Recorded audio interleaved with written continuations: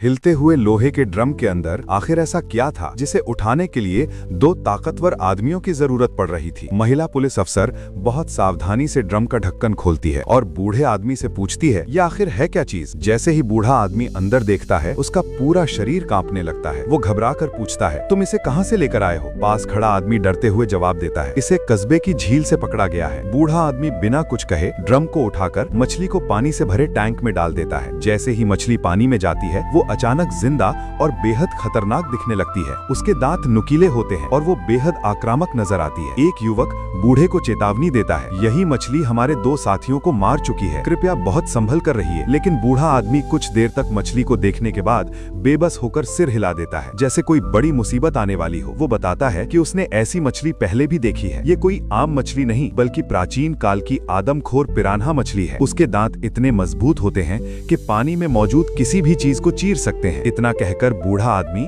घबराहट में कमरे के एक कोने की तरफ दौड़ता है और कुछ लेकर वापस आता है। जब वो पास आता है तो पता चलता है कि उसके हाथ में एक प्राचीन मछली का जीवाश्म है। युवक चश्मा पहनकर उसे देखता है और हैरान रह जाता है, क्योंकि वो जीवाश्म टैंक में मौजूद मछली से बिल्कुल मिलता जुलता होता है। अब बूढ़े आदमी को पूरा यकीन हो जाता है। वो बताता है कि ये मछलियां हमेशा झुंड में हमला करती हैं और कुछ ही सेकंड में इंसान या जानवर को पूरी तरह खा जाती हैं। लेकिन सवाल ये था कि जो मछली लाखों साल पहले खत्म हो चुकी थी, वो आज जिंदा कैसे हो सकती है। बूढ़ा आदमी बताता है कि कुछ दिन पहले कस्बे में जोरदार भूकंप आया था, जिससे जमीन फट गई और झील के नीचे छुपी दुनिया बाहर आ गई। झील में मछली पकड़ रहा एक आदमी अचानक उस दरार में गिर गया। सैकड़ों साल से भूखी पिरान्हा मछलियों ने उसे कुछ ही पलों में खा डाला। रात में पुलिस को उसकी गुमशुदगी की खबर मिलती है। वे झील के किनारे पहुंचते हैं, जहां सिर्फ एक टूटी हुई नाव मिलती है। महिला पुलिस अफसर नाव को खींचने की कोशिश करती है, लेकिन पुराना पुल टूट जाता है और वो खुद झील में गिर जाती है।